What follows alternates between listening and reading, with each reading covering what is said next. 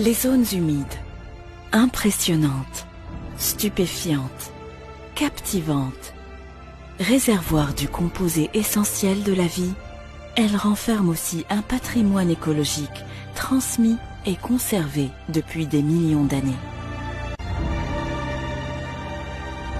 Différentes de par leur forme et leurs emplacements, elles abritent plus de 100 000 espèces d'eau douce et constituent un espace vital pour la nidification et la migration de plusieurs espèces d'oiseaux.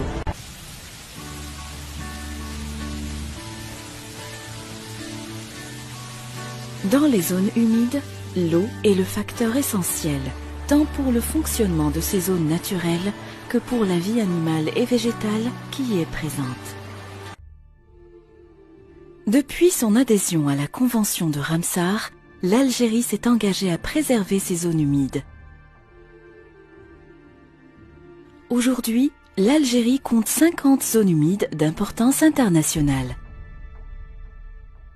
L'Algérie totalise donc une superficie de 2 991 013 hectares, inscrite sur la liste de la Convention de Ramsar.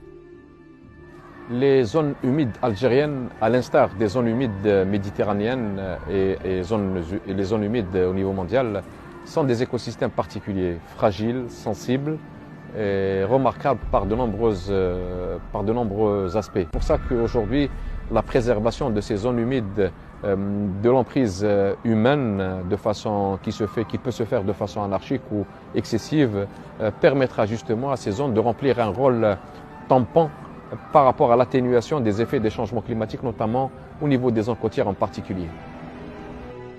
Aujourd'hui, les zones humides connaissent une régression en raison des perturbations physiques telles que les sécheresses, les inondations, le drainage, la dégradation de la qualité de l'eau par eutrophisation ou par la pollution chimique. Autre menace, la présence des espèces envahissantes.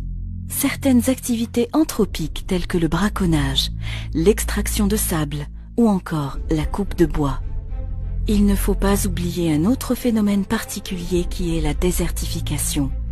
Celui-ci menace de nombreuses zones humides situées dans la région des steppes, mais aussi les zones qui sont plus au nord.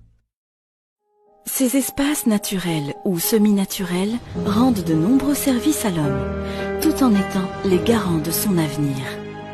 Elles sont une source d'eau douce et les purificateurs de l'eau.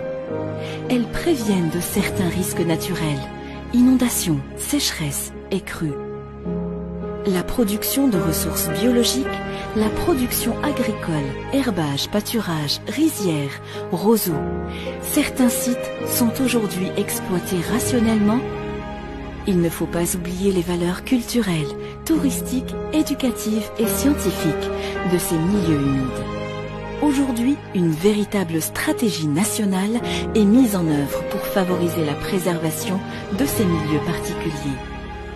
Ensemble, nous devons mieux connaître ces milieux et par la suite agir pour protéger et préserver ces zones, qui seront un héritage que nous léguerons à nos générations futures.